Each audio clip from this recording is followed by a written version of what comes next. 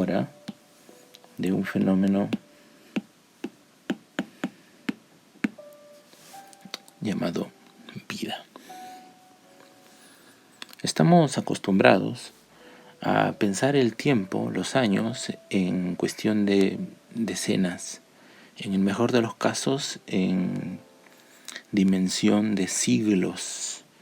Vamos a aprovechar esta tendencia para establecer una línea de tiempo en la que vamos a identificar algunos hitos claves para explicar el fenómeno de la vida.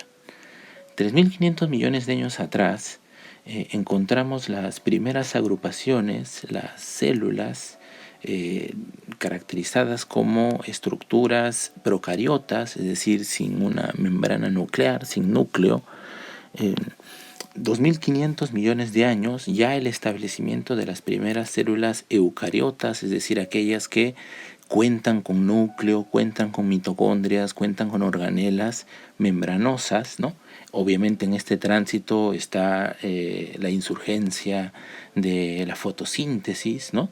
El establecimiento de una temperatura, la atmósfera, el viraje de la Tierra del color rojo inicial a ese azul tan característico y particular que tiene desde entonces. Es en este marco del establecimiento de la atmósfera y el oxígeno que empiezan a surgir las primeras células eucariotas. Más adelante ubicamos 1.000 millones de años atrás, ubicamos a los seres multicelulares, es decir, aquellos seres vivos que ya resultan de la agrupación de múltiples células. 500 millones de años tendríamos a los seres vivos que, siendo múltiples células, un grupo de estas células empieza a desarrollar lo que llamamos el sistema nervioso.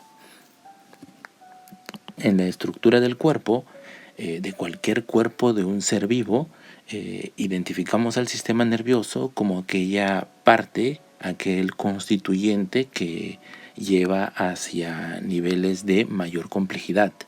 En particular, tendríamos hace 200 millones de años el establecimiento de seres vivos ya multicelulares, ya con sistema nervioso, pero que ahora el sistema nervioso ha desarrollado una particularidad, ¿no? Que sería justamente el cerebro.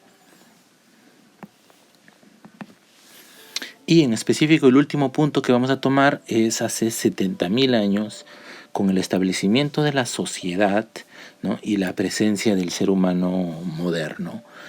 Moderno desde hace 70.000 años. Ahora, para dimensionar mejor esto en términos de tiempo, vamos a utilizar el año cósmico de Carl Sagan, ¿no? Que tiene por objeto a lo largo de un año, desde el 1 de enero hasta el 31 de diciembre a las 12 de la noche, quiere graficar toda la evolución del universo, ¿no? Entonces empieza colocando Sagan el 1 de enero como aquel momento en el cual se desarrolla el Big Bang. Luego, en ese mismo esquema tenemos que en septiembre, mira, el 1 de enero es el inicio del universo, digámoslo así. Luego tienes febrero, marzo, abril, mayo, junio, julio, agosto, septiembre. En ese año cósmico aparece la Tierra. Es en octubre de ese año cósmico en que surgirían las primeras células procariotas y en noviembre recién aparecerían las células eucariotas. Es decir, entre octubre y noviembre está el viraje del color, ¿no? Está la presencia de la fotosíntesis. Los seres vivos multicelulares, ¿no? De 1.000 millones de años atrás estarían emergiendo el 14 de diciembre. El 21 de diciembre aparecerían los seres vivos con sistema nervioso. Estamos 21 de diciembre. El 26 de diciembre se establecen los seres vivos que tienen cerebro, que tienen un sistema nervioso y que el sistema nervioso tiene una estructura en particular que se llama cerebro.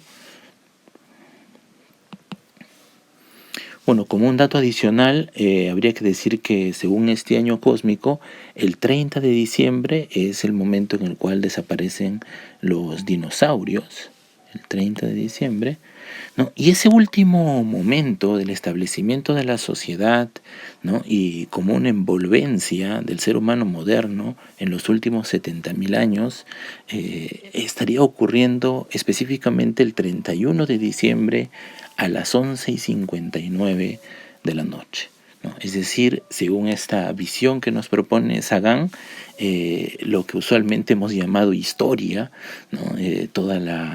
El recuento de las conquistas, toda nuestra cultura, nuestras tradiciones, nuestro arraigo más último, es en realidad el último minuto de todo ese año cósmico que nos describe Sagan, posicionando, digamos, un discurso que va desde el origen del universo, la aparición de la Tierra, ¿no? Y el establecimiento de los seres vivos.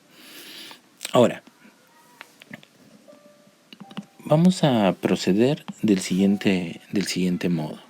Hemos posicionado estos hitos como para poder plantear una posición alternativa a la forma tradicional como se ha planteado, como se ha explicado qué son los seres vivos, cómo los organizamos y demás. Lo primero que quisiera que se resalte es que desde el establecimiento de las células procariotas y luego las eucariotas hablamos de seres vivos unicelulares, es decir, constituidos por una célula sola. En algunos casos, como las bacterias, ¿no? Aquí tendríamos el caso, por ejemplo, de las bacterias, ¿no? En toda su amplitud, y al mismo tiempo estas eucariotas que se han visto siempre distintas por el hecho de tener núcleo, desde nuestra perspectiva siguen siendo células únicas, seres unicelulares, ¿no? A estos se le dice usualmente protistas. Yo prefiero utilizar el término de Lynn Margulis, que dice y les llama protoctistas. Desde entonces hasta el momento actual, ese establecimiento de forma de vida no ha cesado en ningún momento. Ese es el primer nivel que vamos a identificar en el modo como se organiza la vida. Le vamos a llamar sistema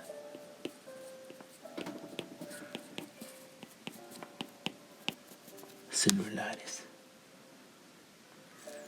Más adelante, cuando se establecen los sistemas multicelulares, y aquí por ejemplo podríamos poner a los hongos, a las plantas, a lo que se dice los animales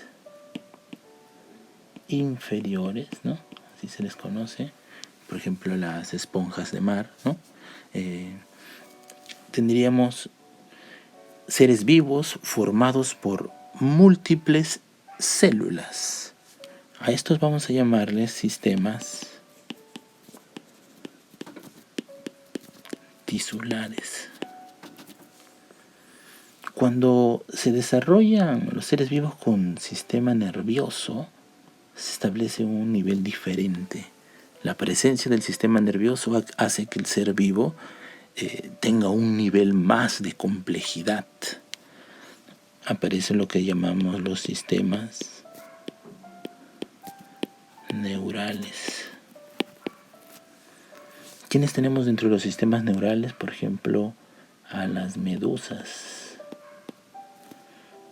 a los insectos, a los gusanos. Mucho más adelante a los peces, a las aves, a los reptiles, a los anfibios. El sistema nervioso va evolucionando en sí mismo. En un primer momento es de tipo reticular, en un segundo momento es ganglionar, en un tercer momento es nuclear, y con el establecimiento del cerebro, el sistema nervioso salta a un nivel más de complejidad que le vamos a llamar los sistemas psíquicos. Y aquí tenemos específicamente a los mamíferos, ya que por definición el cerebro es una innovación biológica de los mamíferos. Y en el último caso, en el cual aparece un fenómeno que bien podríamos llamar como la historia, tendríamos el establecimiento de los sistemas conscientes, las personas. Desde este punto de vista, no estamos diciendo, por ejemplo, que actualmente las personas sean más importantes que los sistemas tisulares.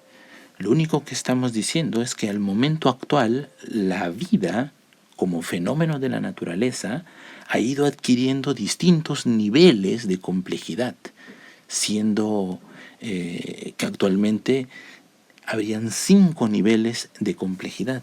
Esta es una posición que ciertamente desafía la forma tradicional como se ha clasificado a los seres vivos. Una posición que empezó con un señor llamado Carbon-Linné en el siglo XVIII, que él solía decir que a los seres vivos podríamos agruparlos en bacterias, en protistas, en hongos, en vegetales y en animales. Y dentro de los animales, junto con el gusano y el loro, con la vaca y el cóndor, el ser humano. Y desde entonces existe una tradición que considera que el ser humano, además de entre otras cosas, es esencialmente un animal. Lo que estamos proponiendo es, frente a esta forma de entender a los seres vivos, esta forma de entender la vida, estamos proponiendo una visión que se integra desde el universo, la Tierra, la vida y el ser humano como parte de ese curso, y en este salto estamos considerando de particular interés el sistema nervioso.